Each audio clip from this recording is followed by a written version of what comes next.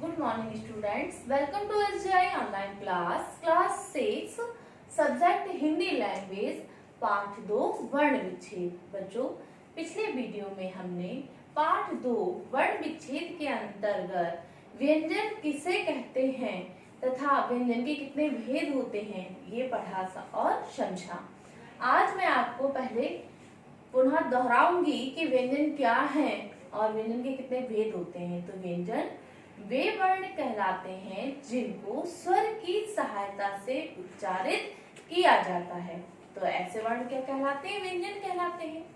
व्यंजन के 4 भेद होते हैं। पहला स्पर्श व्यंजन, दूसरा अंतस्थ व्यंजन, तीसरा ऊष्म व्यंजन और चौथा उत्क्षिप्त व्यंजन। स्पर्श व्यंजन जो है, स्पर्श व्यंजन की संख्या 25 होती है और इसमें 5 वर्ग होते हैं। प्रत्येक वर्ग में 5-5 वर्ण होते हैं जिनका उच्चारण करते समय उच्चारण स्थानों से स्पर्श होते हुए सब वर्ण को हम बोलते हैं। इसके बाद था अंतःस्थ व्यंजन। अंतःस्थ व्यंजन की संख्या 4 है। कौन कौन से? या, रा, ला, वा।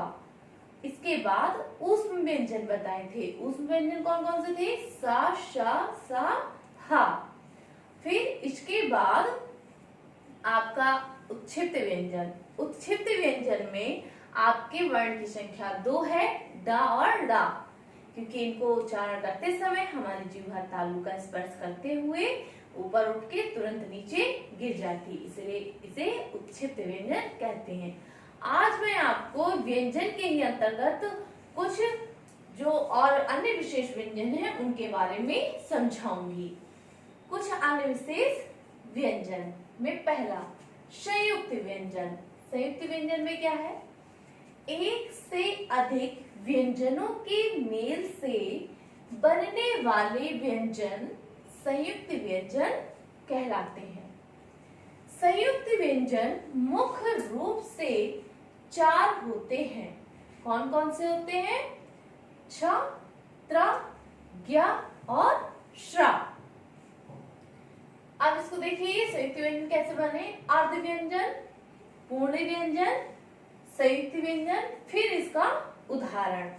तो पहला वर्ण अर्ध व्यंजन में का के नीचे हलंत लगा, आ की मात्रा इससे अलग हुई तो ये अर्ध व्यंजन हो गया का।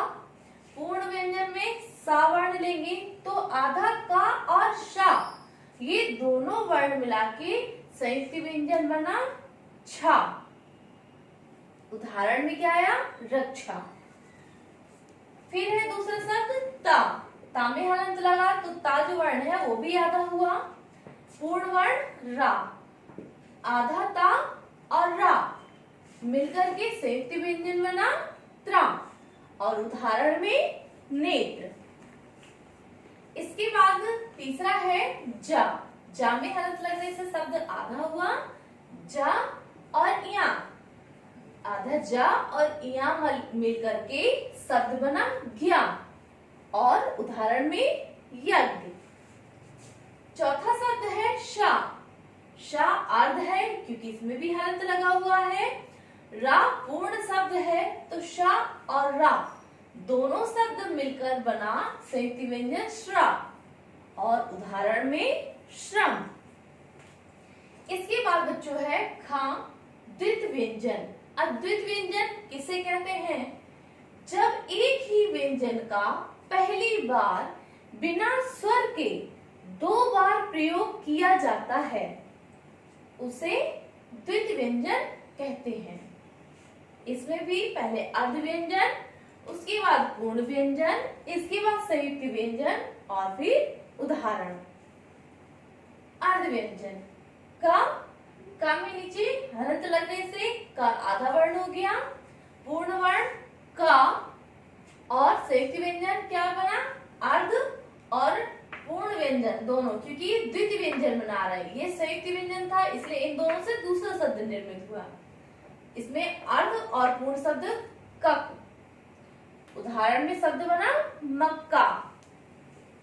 इसके बाद अर्ध व्यंजन में चा हलंत लगने से चार हुआ। इसके बाद पूर्ण चा शब्द निर्मित संयुक्त व्यंजन क्या बना? चच। और उदाहरण में कच्चा। अर्ध व्यंजन में तीसरा शब्द है ता। हलंत लगने से ता आधा हुआ और पूर्ण शब्द है ता, तो आधा ता और पूरा ता संयुक्त व्यंजन में तत। इसके बाद इसका उदाहरण पत्ता। चौथा है ला। ला के नीचे हलंत और पूर्ण ला। इसके बाद ये दोनों को मिला के आधा ला और पूर्ण ला इस संयुक्त व्यंजन में, इससे शब्द बना बल्ला। इसके बाद गा नंबर पे है संयुक्ताक्षर। इसकी परिभाषा देखिए, जब स्वर रहित व्यंजनों का अपने से अलग व्यंजन से मेल होता है। संयुक्ताक्षर की परिभाषा क्या है? जब स्वर रहित व्यंजनों का अपने से अलग व्यंजनों से मेल होता है तब वह संयुक्ताक्षर कहलाता है। अब उदाहरण देखिए, जैसे अर्ध व्यंजन, पूर्ण व्यंजन, संयुक्त व्यंजन और उदाहरण। अर्ध व्यंजन, धा में नीचे हलंत लगने से आधा धा, पूर्ण व्यंजन या संयुक्त व्यंजन ध्य, तो यहाँ पे उदाहरण में ध्यान। ना के नीचे हलंत लगा हुआ है, ना अर्ध हुआ। पूर्ण में पूर्ण माँ लिखा हुआ है, तो आधा ना और माँ संयुक्त व्यंजन में आ गया नम, और उदाहरण जन। वा के नीचे हलंत, बा आधा हुआ, दा पूर्ण आपका वर्ण है, तो आधा बा और दा इस संयुक्त व्यंजन में वर, तो शब्द क्या हुआ? शब्द। इसके बाद है सा। नीचे हलंत लगने से सा आधा हुआ। पूर्ण व्यंजन में माँ और संयुक्त व्यंजन क्या बना? आधा श और माँ शम, तो उदाहरण में रश्मि। अब इसे मैं पुनः दोहराऊंगी। कुछ अन्य विशेष व्यंजन क्या है? अब अन्य विशेष व्यंजन में पहला संयुक्त व्यंजन। अब संयुक्त व्यंजन किसे कहते हैं? एक से अधिक व्यंजनों के मेल से बनने वाले संयुक्त व्यंजन कहलाते हैं। संयुक्त व्यंजन मुख्य रूप से 4 होते हैं। कौन कौन से? छ, त्र, ज्ञ और श्र। अब ये कैसे संयुक्त व्यंजन बने इन्हें देखिए। अर्ध व्यंजन क और पूर्ण व्यंजन स, इन दोनों के संयोग से संयुक्त व्यंजन क्या बना? छ, उदाहरण में रक्षा। फिर अर्ध व्यंजन का त, पूर्ण व्यंजन से रा, इन दोनों के संयोग से संयुक्त व्यंजन बना त्रा, शब्द निर्मित नेत्र। अर्ध व्यंजन में ज, पूर्ण व्यंजन में या और जावन के ज्ञा, शब्द निर्मित हुआ यज्ञ। इसके बाद है श और पूर्ण व्यंजन रा, अर्ध सा और पूर्ण रा मिलके बना श्रा, शब्द श्रम। इसके बाद है खा नंबर पे द्वित व्यंजन। द्वित व्यंजन किसे कहते हैं? जब एक ही व्यंजन का पहली बार बिना स्वर के 2 बार प्रयोग किया जाता है उसे द्वित व्यंजन कहते हैं। अर्ध व्यंजन में का, पूर्ण व्यंजन में का पूर्ण, ये अर्ध है और पूर्ण, तो संयुक्त इसका इन दोनों को मिलाने से कप हुआ, उदाहरण में मक्का।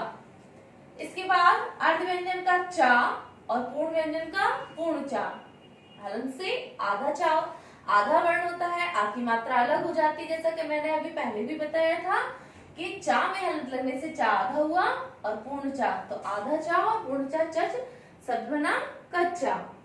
इसके बाद ता में हलंत और उसके बाद पूर्णता, आधाता और पूर्णता, तद और उदाहरण पत्ता।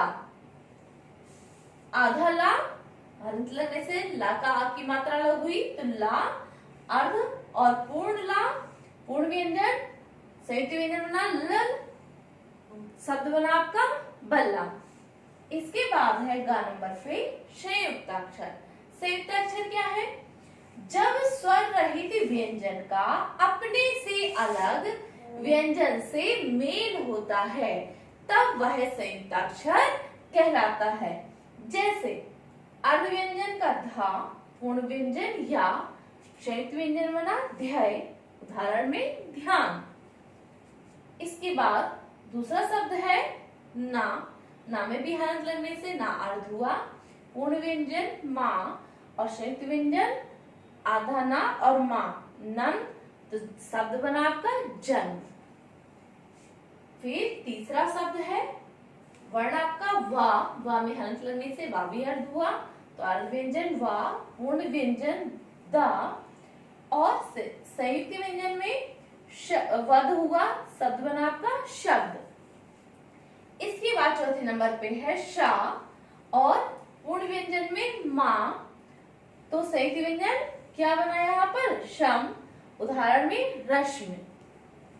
बच्चों आज के लिए इतना ही।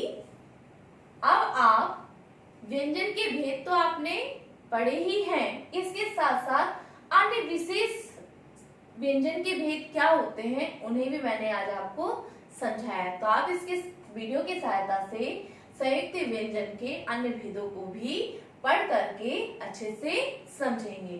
Thank you.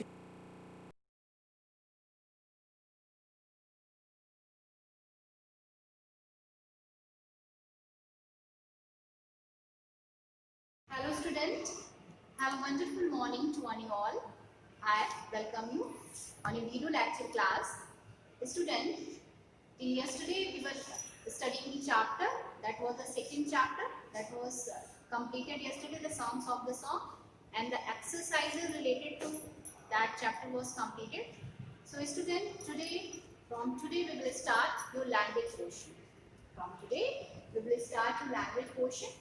And the first chapter is the sentence. The first chapter is the sentence. So student, sentence is very important thing in your life, the important topic in your life, in your day-to-day life, in all the subjects, not only in English literature or English language, but in all the subjects. You speak, you express your ideas, your thoughts, your questioning, answering, all the things you express, you shown from by sentences. Without sentence, you cannot do anything.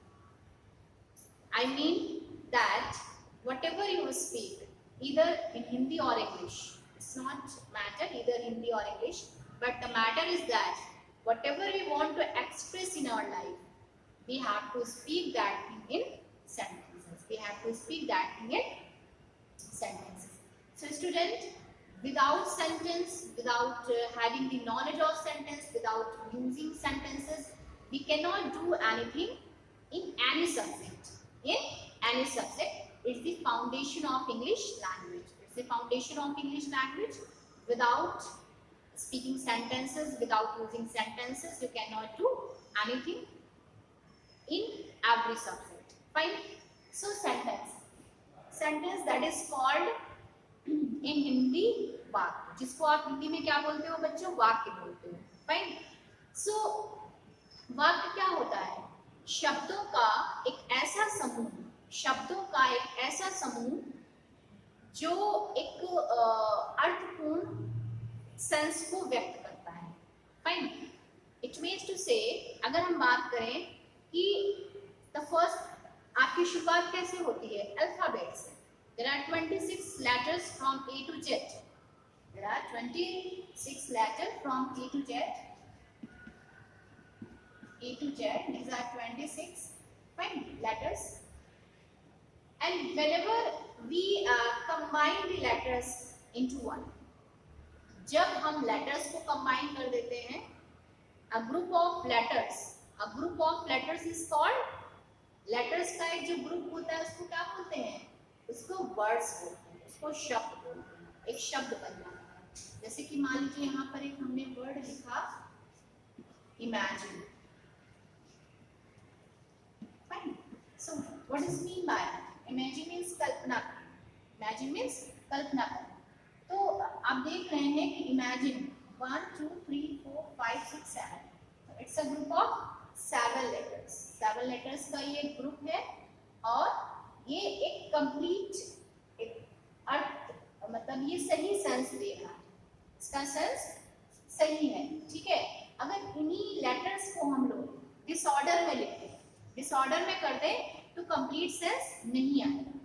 तो group of letters is called words, and group of words, whenever some group of words are arranged in an order, whenever group of words are arranged in an order, जब बहुत सारे words एक order में arrange होंगे, then it express a complete sense or complete thought, so that is called sentence, उसको sentence बोलते हैं, that is called sentence. I am writing here the definition of sentence. A sentence is a group of words.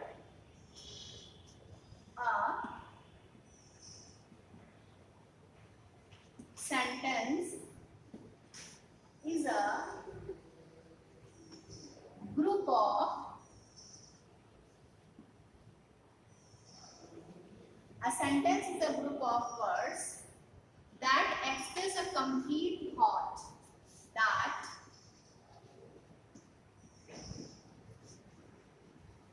express a complete thought or sense, that express a complete thought or sense. So student, you can see at the board, sentence words का एक ऐसा group होता है जो एक पूर्ण विचार और अर्थ को व्यक्त करता है. Sentence is a group of words that gives a meaningful sense. Sentence is a group of words that gives a complete sense. Sentence is a group of words. Sentence is an arranged order of the words in which we find the complete sense, the complete thought, and a good sense. Fine. Whenever we have to speak to someone, we need sentences. Whenever we have to say something to someone, we need different types of the sentences. Fine. So I am giving you some examples of the sentence. Suppose that you are going somewhere and you have to ask someone the name of that person. So in which way you will ask? We will ask, you have to go to that person and you have to ask, what is your name? What's your name? What's your name? The sentence, and the another person will reply, my name is Anjali, my name is Shweta, my name is Mohan, like this. And different types of the sentence whenever you go from your school. So I'm going to my school. I'm coming from my school. I have completed my work. I have to do my work. I have to get up early in the morning. I have to complete my homework at time. So these types of the sentences are that we use in our day-to-day life. So student, this is the introduction of the sentences, and the sentences are also many in number. These are 5 in number. The first one is your assertive sentence, your interrogative sentence, optative sentence, imperative sentences, and exclamative sentence. These are 5 in number. So first you have to know what is sentence. Fine. So the thing is that whenever we have to start the meaning of the sentence, we have to keep into your mind that the sentence must be meaningful. The sentence must be meaningful, and the words should be arranged in an order. It should not be in a disorder. It should be in an order. Fine. So today I am giving you only some examples of the sentences. By tomorrow we will start the types of the sentences. It's enough for you today. Thank you and have a nice day to one you all.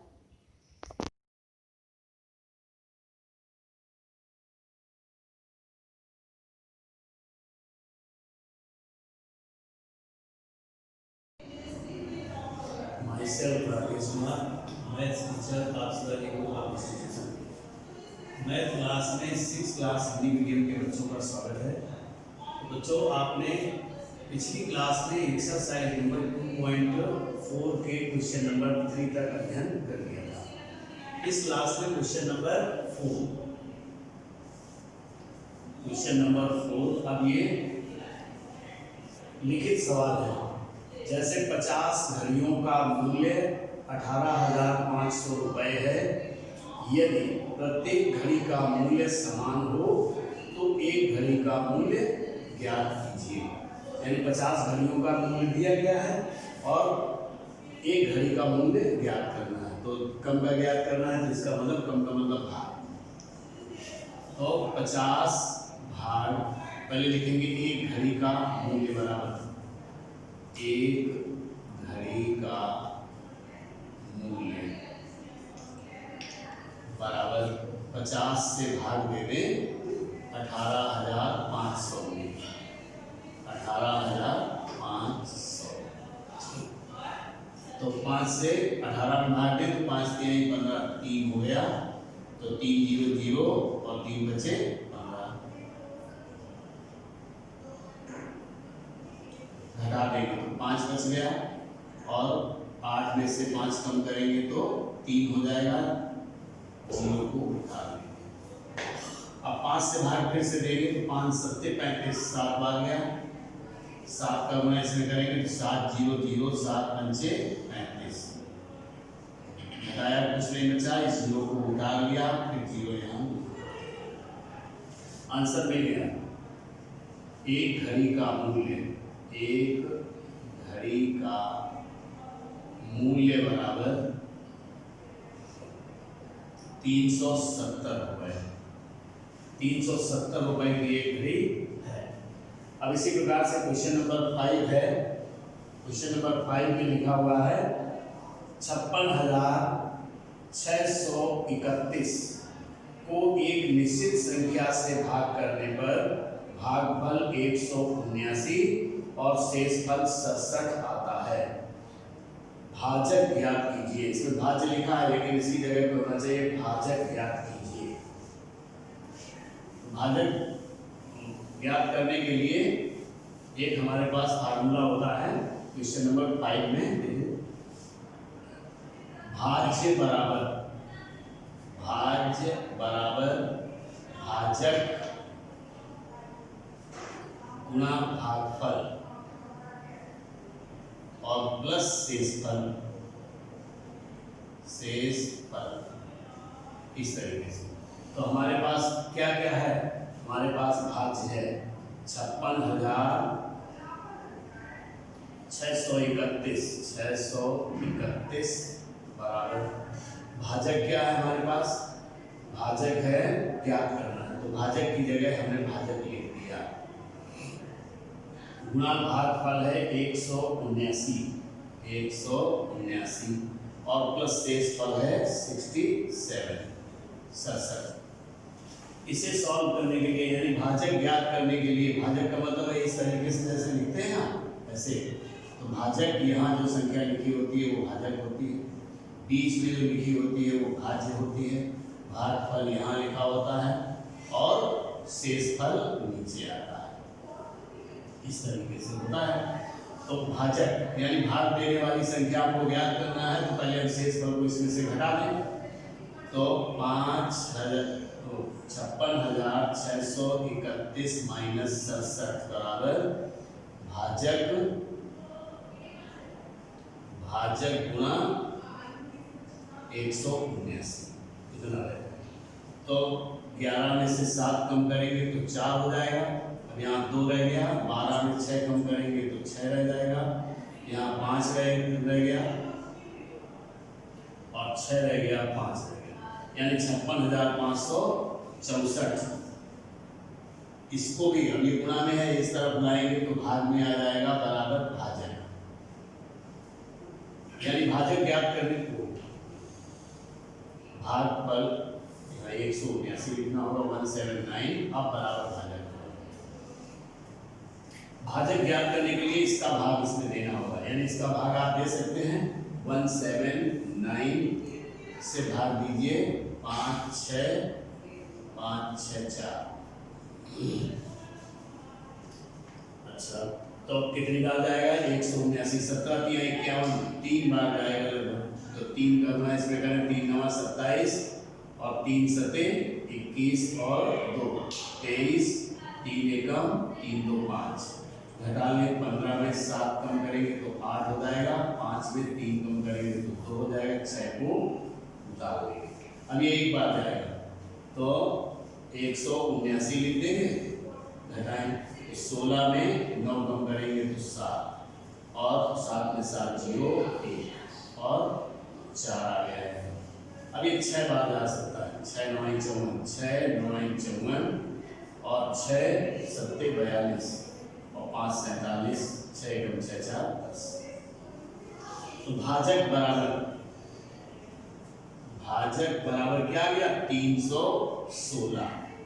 Answer मिल गया हमको, भाजक ज्ञात करना था 316 हो गया। 6 number है इसी प्रकार से।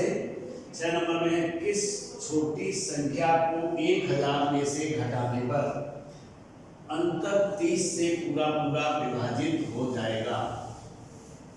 संख्या कर दी गई है 1000 को 30 से भाग देने पर कौन सी संख्या घटाई जाए, तो 30 से भाग 1000 में देना चाहिए और जो शेष फल बचे शेष फल को इसमें घटा दे या घटाने वाली संख्या आपको मालूम जाएगी।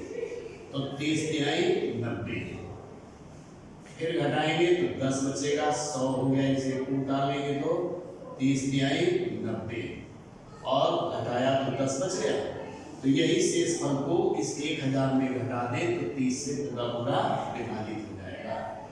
तो आंसर मिल गया 1000 में संख्या 10 घटाने पर शेष फल 30 से विभाजित हो जाएगा,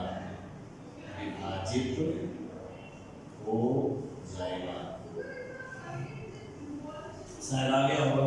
अब ये था क्वेश्चन नंबर 6।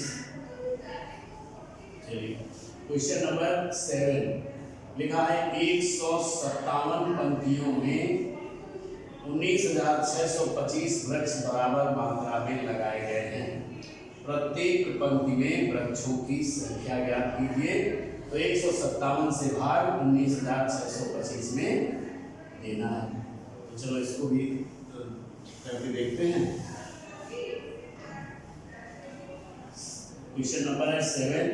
157 पंक्तियों में 19,625 वृक्ष लगाए गए हैं। प्रत्येक पंक्ति में वृक्षों की संख्या, तो प्रत्येक पंक्ति में वृक्षों की संख्या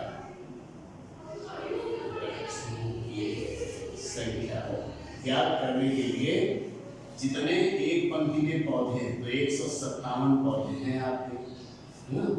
157 से भाग कुल पौधे हैं कितने 19,625। 19,625 में भाग दे दिया जाए तो हमें पता चल जाएगा कि पंक्तियों की संख्या कितनी होगी। तो यहाँ पर प्रत्येक पंक्ति में वृक्षों की संख्या कितनी हुई, तो इसका भाग देंगे तो एक बार जाएगा, यानी 157 को 196 में भाग देंगे तो 157 ही रह जाएगा। घटाएंगे 16 में 7 तो 9 और यहाँ 8 में 5 कम करेंगे तो 3 हो जाएगा और 2 हम उतार देंगे। ठीक है, तो अब देखते हैं 15 दूनी 30, 15 से 45 ज़्यादा हो जाता है तो अब 2 बार जाएगा 2, तो 2 सत्ते 14, 2 पंचे 10 और 1 11, 2 एकम 2 और 1 3 और उसको घटा लें तो 12 में से 4 कम करेंगे तो 8 होगा और 8 में से 1 7 होगा, 5 को नीचे और उतार लेंगे तो हो गया 785। अब ये 5 बार जा सकता है क्योंकि 15 पंचे 75, 5 बार जा सकता है। 5 का गुणा इसमें करेंगे तो 5 सत्ते 35, 5 पचम 25 और 3 28, 2 5 एकम 5 2 7।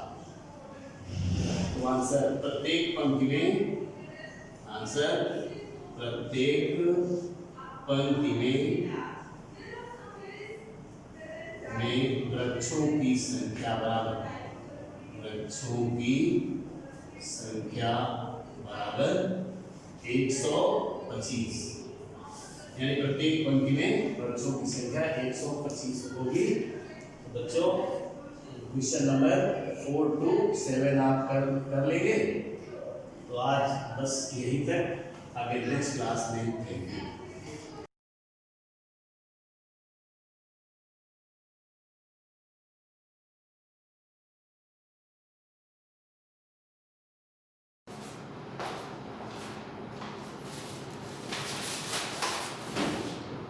Very good morning students.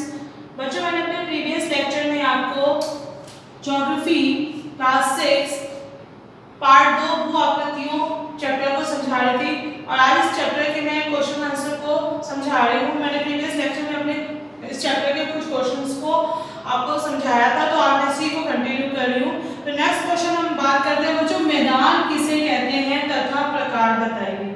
तो मैदान यानी प्लेन, मैंने आपको बताया था कि मैदान से क्या तात्पर्य होता है, व्यापक क्षेत्र में समतल और हल्की घुमावदार भूमि को बच्चों क्या कहते हैं, मैदान कहते हैं। तो व्यापक क्षेत्र में जो समतल एरिया होता है, फ्लैट लैंड होती है, और जो हल्की क्या होती है, घुमावदार होती है, उसको हम लोग क्या कहते हैं, मैदान कहते हैं। ज्यादातर मैदान कम उठे हुए होते हैं, कोई ज्यादा उठे हुए होते हैं। उदाहरण के लिए पश्चिम अमेरिका के विशाल मैदान। तो मैदान क्या होते हैं बच्चों, समतल और हल्की घुमावदार भूमि को हम क्या कहते हैं, मैदान कहते हैं। मैदानों के प्रकार, संरचनात्मक मैदान, कटाव के मैदान और निक्षेपण मैदान। तो संरचनात्मक मैदान यानी स्ट्रक्चर प्लेन का निर्माण कैसे होता है बच्चों, ये मैदान समुद्र तट के पास स्थित होते हैं। तो यदि समुद्र तट के पास की अगर भूमि हमारी समतल है, तो जो उभरा हुआ मैदान होगा वो बहुत क्या होगा बच्चों, बहुत ही विस्तृत और व्यापक होगा। और अगर समुद्र तट के पास की अगर हमारी भूमि पहाड़ी क्षेत्र है, तो हमारा जो उभरा हुआ मैदान होगा वो क्या होगा, संकीर्ण बेल्ट होगा, जैसे कि भारत का मालाबार तट। तो मैदान, इसका संरचनात्मक मैदानों का निर्माण क्या होता है बच्चों, समुद्र तट के स्थिति पर निर्भर करता है। इस समुद्र तट के अगर पास में समतल भूमि है तो व्यापक होगा, अगर समुद्र तट के पास में पहाड़ी क्षेत्र है तो क्या होगा बच्चों, बहुत संकीर्ण बेल्ट होगा। दूसरे मैदान हमारे होते हैं कटाव के मैदान, जिसको हम लोग कहते हैं इरोशनल प्लेन। तो इन मैदानों का निर्माण कैसे होता है बच्चों, क्षरण या कटाव के परिणाम से होता है। कटाव किस चीजों से होता है, तेज बहते हुए जल से, वायु से और बर्फ से।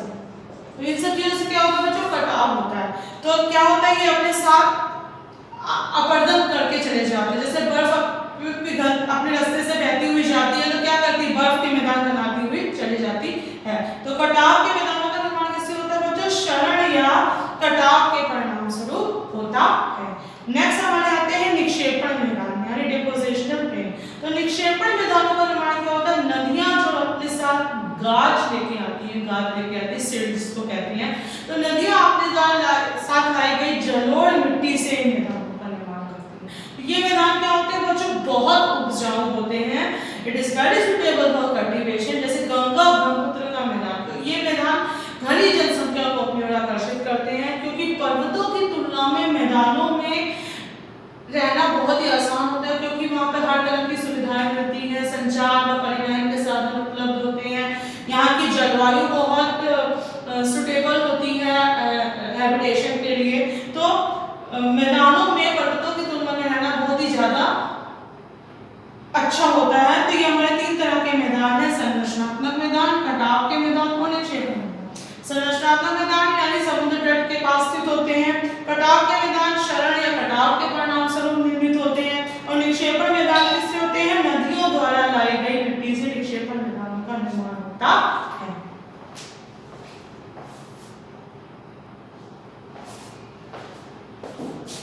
तो बच्चों अब नेक्स्ट क्वेश्चन की हम बात करते हैं, पठारों को परिभाषित कीजिए तथा प्रकार बताइए। तो सबसे पहले हम बात करते हैं कि पठार यानी प्लेट्यू क्या होते हैं। धरातल का विशिष्ट स्थल रूप जो अपने आसपास की जमीन से पर्याप्त ऊंचा होता है और जिसका ऊपरी भाग चौड़ा और सपाट हो पठार कहलाता है। तो बच्चों ये धरातल का विशिष्ट रूप होता है जो अपने आसपास की लैंड से, अपने आसपास की भूमि से पर्याप्त ऊंचा होता है और जिसका ऊपरी भाग कैसा होता है बच्चों, चौड़ा और सपाट होता है टेबल की तरह। तो इसलिए इसको टेबल लैंड भी कहा जाता है। क्या कहा जाता है बच्चों?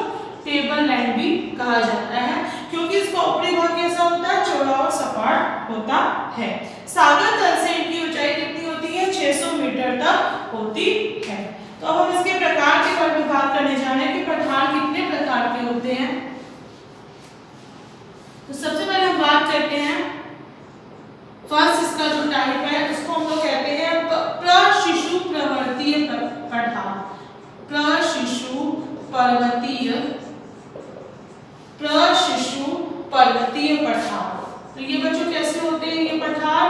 प्रशिशु पर्वतीय पठार वे पठार जो पहाड़ी सीमा से सटे हैं, जो पहाड़ी सीमा से क्या होते हैं बच्चों? सटे हुए होते हैं। वे पठार जो पहाड़ी सीमा से सटे हुए हों या आंशिक या पूरी तरह से उनके भीतर संलग्न हो, क्या कहलाते हैं? प्रशिशु पर्वतीय पठार कहलाते हैं। दूसरे हमारे आते हैं रंग बिरंगे पठार। रंग बिरंगे पठार। तो बच्चों ये क्या होते हैं रंग बिरंगे पठार? वह पठार जो पहाड़ों की तलछटी में स्थित होते हैं, जो पहाड़ों की तलछटी में स्थित होते हैं। तो ये पठार कहाँ स्थित होते हैं बच्चों? पहाड़ों की तलछटी में स्थित होते हैं तथा मैदानों या सागर से घिरे रहते हैं। किससे घिरे रहते हैं? मैदानों और सागर से घिरे रहते हैं। नेक्स्ट हमारे पठार आते हैं महाद्वीपीय पठार। महाद्वीपीय पठार। तो बच्चों महाद्वीपीय पठार क्या होते हैं? यह व्यापक महाद्वीपीय के उत्थान या क्षैतिज बुनियादी लावा द्वारा निर्मित होते हैं। ये किससे द्वारा निर्मित होते हैं? क्षैतिज बुनियादी लावा द्वारा निर्मित होते हैं। Is it clear? तो बच्चों तीन तरह के पठार होते हैं। प्रशिशु पर्वतीय पठार जो पहाड़ी सीमा से सटे हुए होते हैं, रंग बिरंगे पठार जो पहाड़ों की तलछटी में स्थित होते हैं, और नेक्स्ट हमारा क्या बच्चों? महाद्वीपीय पठार क्या होते हैं? क्षैतिज बुनियादी लावा द्वारा निर्मित होते हैं।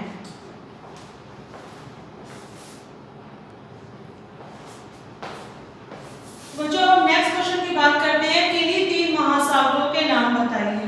तो तीन महासागर क्या हैं बच्चों? सबसे पहला हमारा आता है प्रशांत महासागर। तो बच्चों प्रशांत महासागर संसार का सबसे बड़ा महासागर है जिसका क्षेत्रफल 6,36,00,000 वर्ग मील है। तो ये क्या है बच्चों? संसार का सबसे बड़ा महासागर है। उसके बाद हम बात करते हैं अटलांटिक महासागर। अटलांटिक महासागर दुनिया का दूसरा बड़ा महासागर है। दुनिया का दूसरा बड़ा महासागर है और इस महासागर को हम लोग अंध महासागर भी कहते हैं। क्या कहते हैं बच्चों? अंध महासागर भी कहते हैं। और ये इंग्लिश के अक्षर एस के आकार का होता है। ये किस अक्षर का होता है? इंग्लिश के अक्षर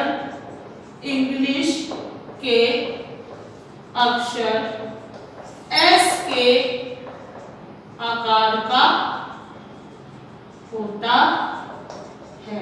ठीक है? इसका क्षेत्रफल कितना है बच्चों?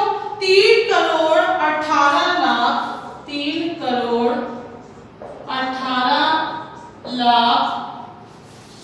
वर्ग मील है। तो इसका क्षेत्रफल है 3,18,00,000 वर्ग मील है। नेक्स्ट हमारा आता है हिंद महासागर। हिंद महासागर दुनिया का तीसरा सबसे बड़ा महासागर है जिसका क्षेत्रफल है 2,72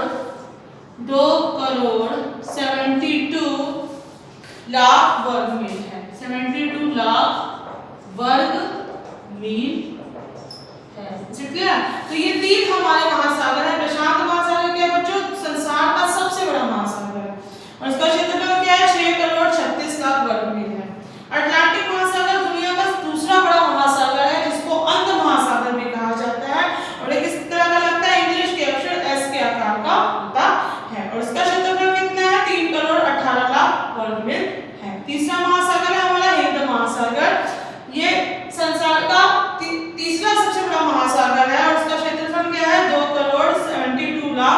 मिल है। Now that's all for today.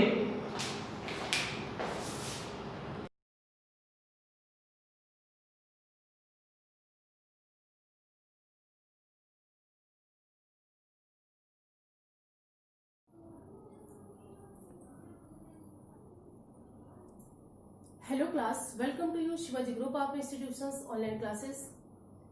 Students, I had discussed chapter 2 आदिमानव का जीवन।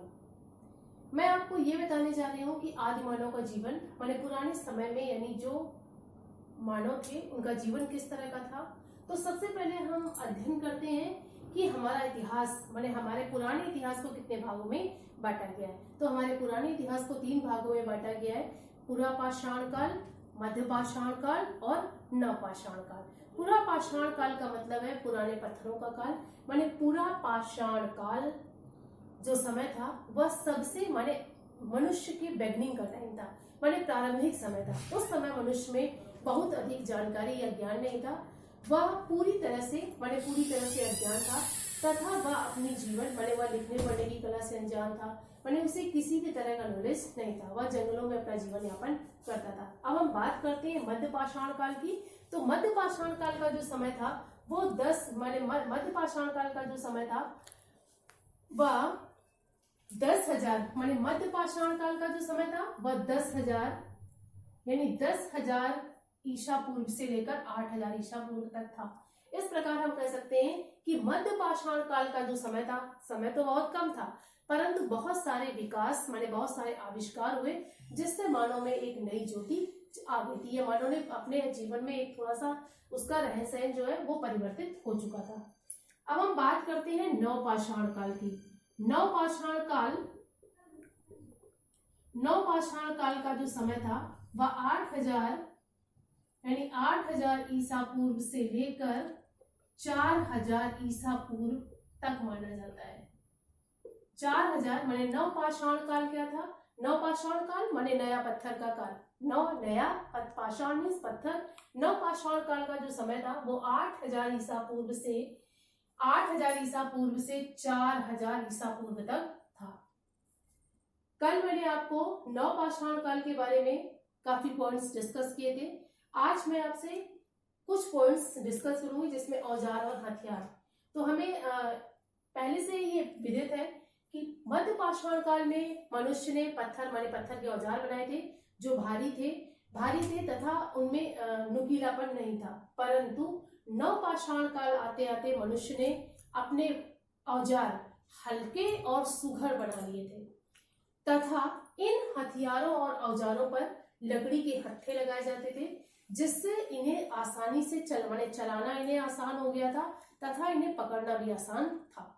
इस प्रकार हम ये कह सकते हैं कि नवपाषाण काल के जो औजार और हथियार थे वह छोटे थे, हल्के थे तथा जिन्हें लेने या चलाने में आसानी होती थी। आगे हम बात करते हैं बर्तन। तो नवपाषाण काल के समय तक मनुष्य अन्न का उत्पादन करने लगा था तथा उसे वह अपना एक सेटलमेंट घर बनाकर रहने लगा था जिससे उसे अन्न का संग्रह करने के लिए, पानी को रखने के लिए, जानवरों को पानी देने के लिए, अन्य चीजों के लिए क्या था, बर्तनों की आवश्यकता थी। तो बर्तनों स्टार्टिंग में मनुष्य ने मिट्टी के बर्तन बनाना स्टार्ट किया, परंतु मिट्टी के बर्तनों में सारी चीजों का तो संग्रह था परंतु पानी का संग्रह करना मुश्किल था। इसलिए स्टार्टिंग में उसने लकड़ी के बर्तन बनाए और लकड़ी के बर्तनों पर वह ऊपर से मिट्टी भी लगाता था, परंतु यह इसकी प्रक्रिया सफल ना हुई। तो नवपाषाण काल आते आते मनुष्य यानी आदिमानव ने मिट्टी के बर्तनों को बनाना तथा उन्हें पकाना सीख लिया था। पहिए का आविष्कार नवपाषाण काल के समय मनुष्य ने पहिए का आविष्कार करने के लिए जब तक पहिए का आविष्कार नहीं हुआ तब तक वह अपना बोझा ढोने का काम लकड़ी की स्लेज गाड़ी पर करता था जिससे उसे काफी मेहनत करनी पड़ती थी। परंतु उसने कई लुढ़कते हुए पत्थरों को तथा लुढ़कते हुए लकड़ी के लट्ठों को देखकर ये अंदाज लगाया कि इससे स्लेज गाड़ी पर इसे लगाने से ये आसानी से चल सकती है। इससे धीरे से पहिए का आविष्कार हुआ और पहिए के आविष्कार से वह कुम्हार के चाक, कपास का काटना, माने कई चीजें भी उसके लिए आसान हो गई थी। वस्त्र माने आज मध्य पाषाण काल में मनुष्य क्या था, पेड़ों की छाल, पशुओं की छाल आदि पहनता था, परंतु नवपाषाण काल आते समय उसने कपास उगाना सीख लिया था। तो कपास से वह धागा बनाता था और धागे के साथ वह धीरे धीरे वस्त्र बनाना भी सीख गया था, जिन वस्त्रों का वह प्रयोग करता था। अब हम बात करते हैं धर्म और परंपराएं। माने नवपाषाण काल में क्या था, मनुष्य धर्म और परंपराओं से भी जुड़ने लगा था। क्यों? क्योंकि उसने माने अपने ज्ञान का कुछ हद तक विकास हो चुका था। तो धर्म और परंपराओं के माध्यम से माने उसने कई धर्म, माने वह प्रकृति से जुड़ा हुआ था, इसलिए वह सूर्य देवता, जल देवता, आकाश तथा वह प्रत्यक्ष देखे जाने वाले सारे प्रकृति के देवताओं की पूजा करता था। स्टूडेंट्स, मैंने आपको आज नवपाषाण काल के बारे में बताया है। कल मैं आपको नेक्स्ट वीडियो के माध्यम से आगे का चैप्टर पढ़ाऊंगी। Thank you for attending this class.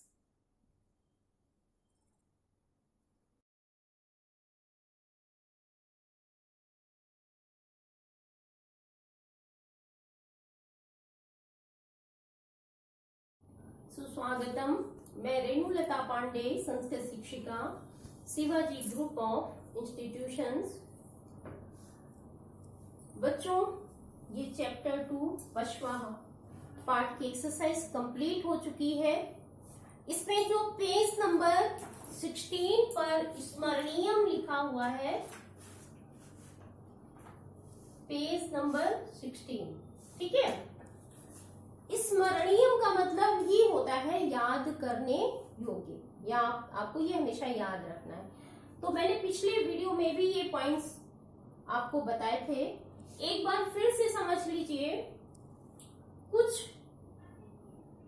चीजें ऐसी हैं जो आपको पहले समझनी है और फिर याद भी रखनी है। जैसे नाम, आख्यात, उपसर्ग और अव्यय के बारे में मैंने पहले भी बताया।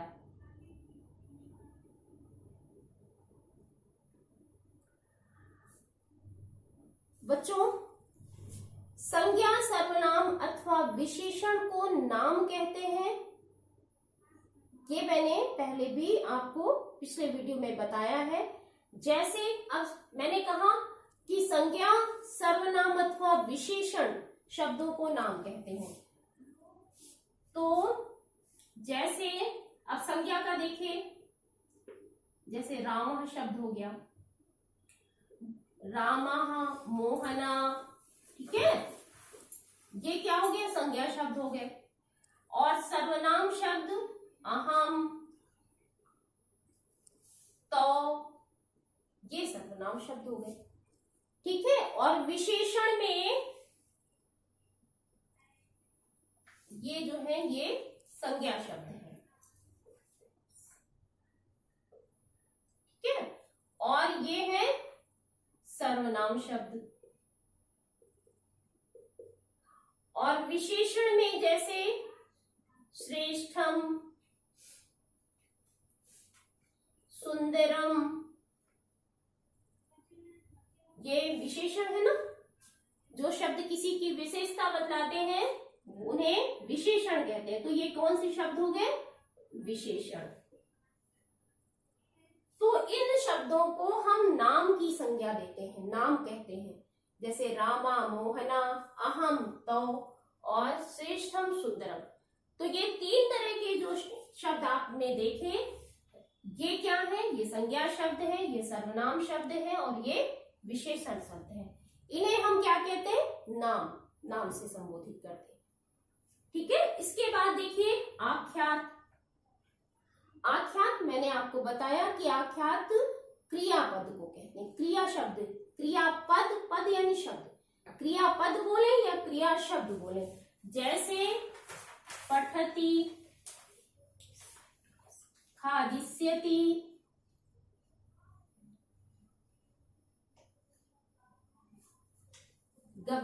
गमिष्यतः, ये क्या है, ये आख्यात है। आख्यात यानी क्रिया। जो भी मैंने शब्द यहाँ लिखे इनको आप क्या बोलेंगे, आख्यात या क्रिया बोलेंगे। अब आइए उपसर्ग। उपसर्ग जो होते हैं वो शब्द या धातु दोनों के पहले लगते हैं। धातु से पहले यानी क्रिया से पहले भी लगते हैं और शब्द के पहले भी लगते हैं और फिर उसका अर्थ बदल देते हैं। जैसे गच्छति शब्द है, इसमें हम अनुपसर्ग अगर जोड़ते हैं, अनुपसर्ग जोड़ने पर, ठीक है, और उपसर्ग जोड़ने पर, उपसर्ग जोड़ने पर शब्द क्या अर्थ क्या होगा, अनुगच्छति शब्द बनेगा अनुगच्छति, ठीक है।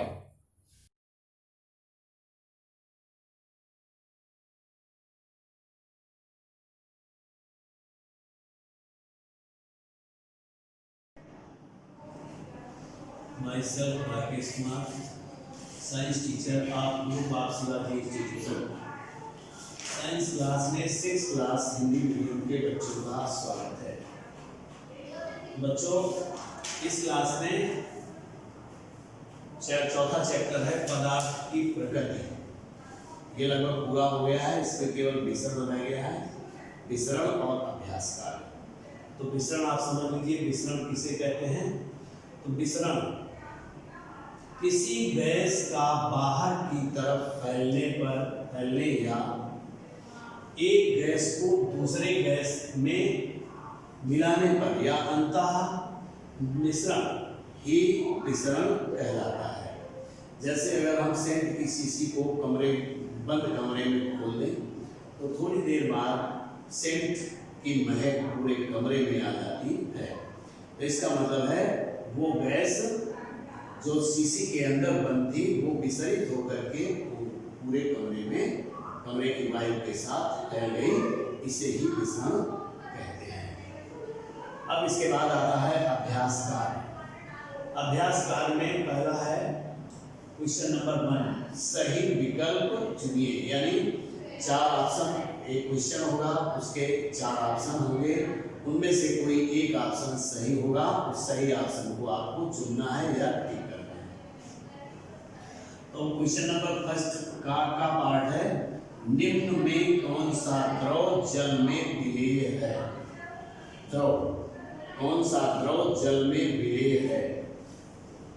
पहला पार्ट है ग्लिसरीन, नंबर 2 है सिरका, नंबर 3 है अल्कोहल और नंबर 4 है उपर्युक्त सभी।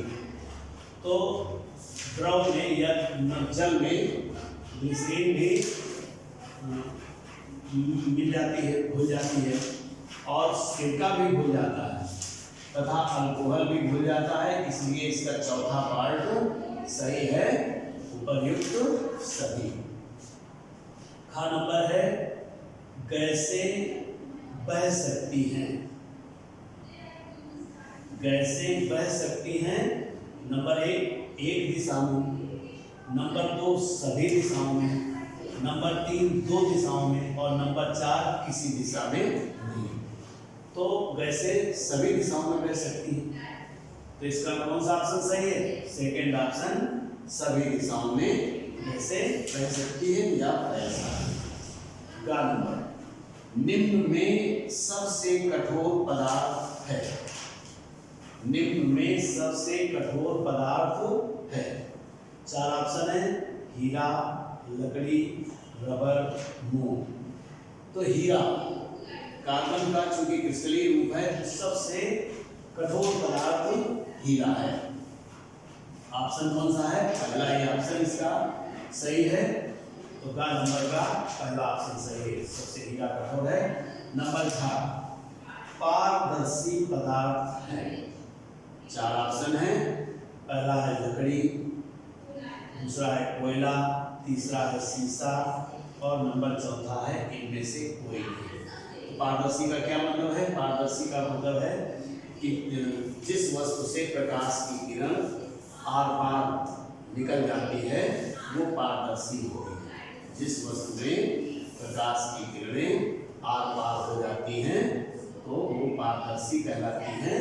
तो शीशे में किरणें आर पार हो जाती हैं, अतः शीशा इसका सही ऑप्शन है। पारदर्शी पदार्थ है घर नंबर का तीसरा ऑप्शन सही है, क्या? शीशा। और इसमें हीरा था, इसमें ये सभी।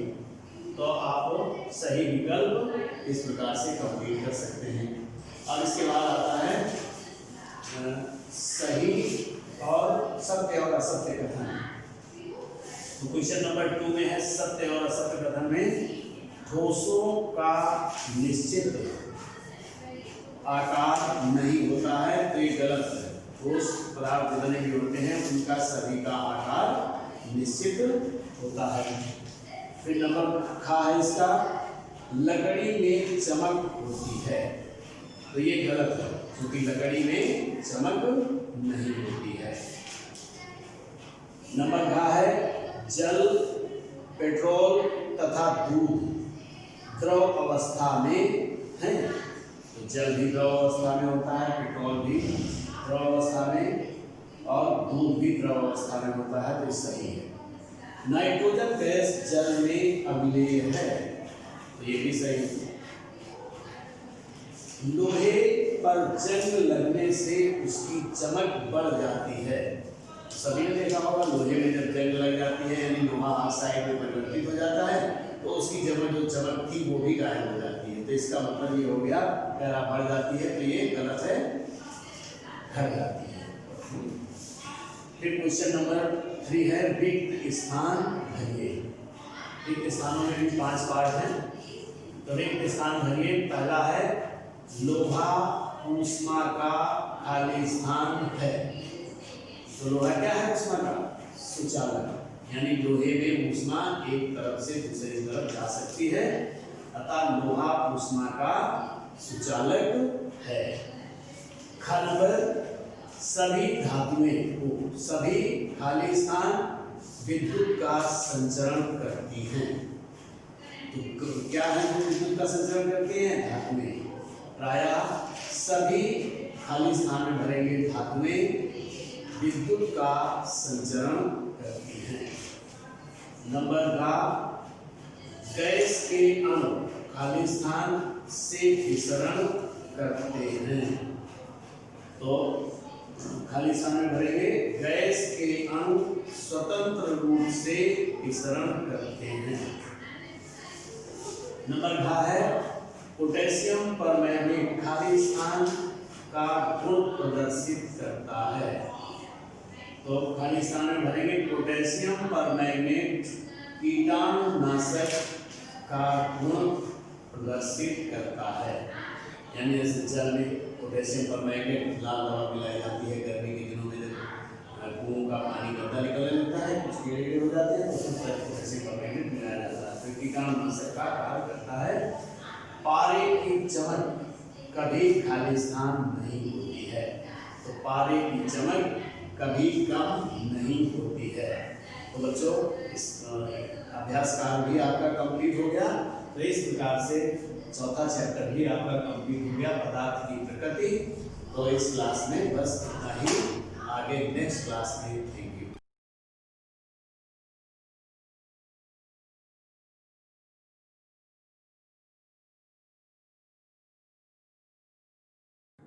Good morning students.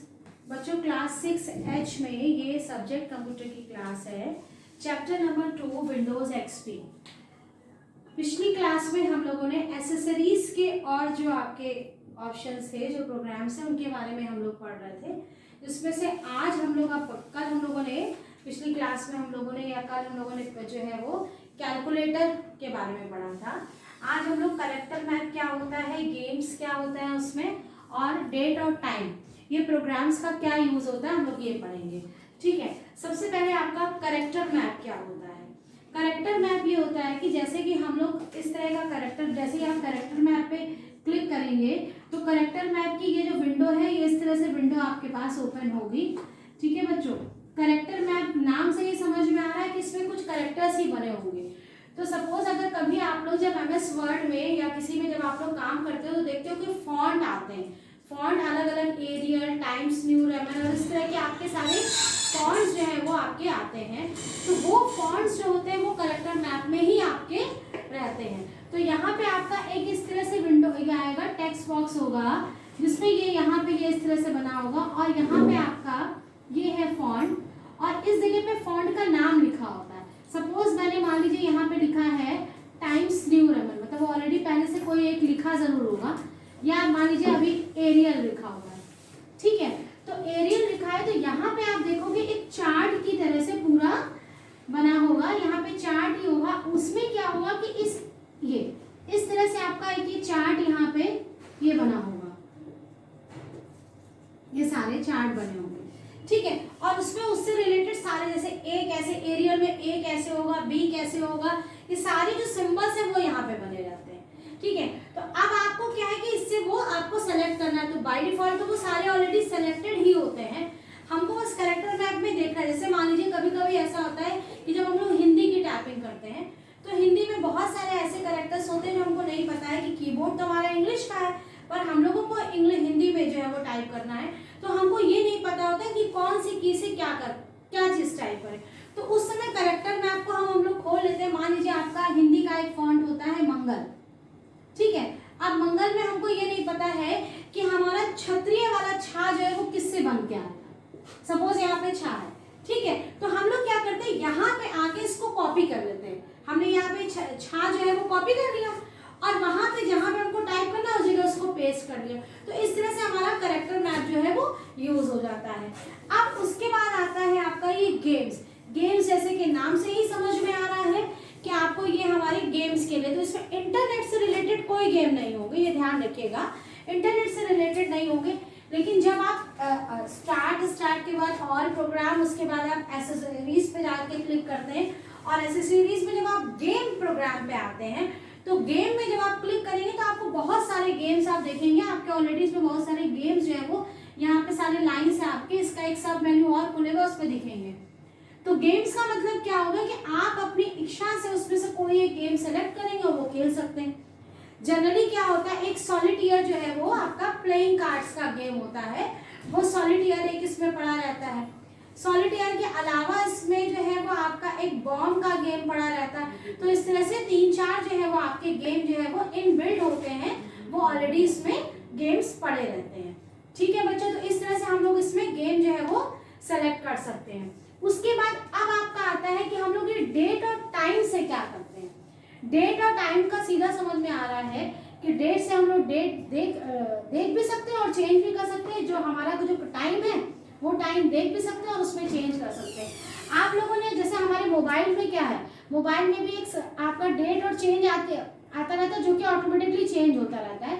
ऐसे ही कंप्यूटर में भी आपका डेट और टाइम जो है, जिसको कि हम लोग कहते हैं सिस्टम क्लॉक पड़ी होती है, जो कि अपने आप से ही आपका डेट जो है वो हम एक बार सेट कर देते हैं और वो डेली अपने आप ही डेट टाइम ही चेंज होता रहता है।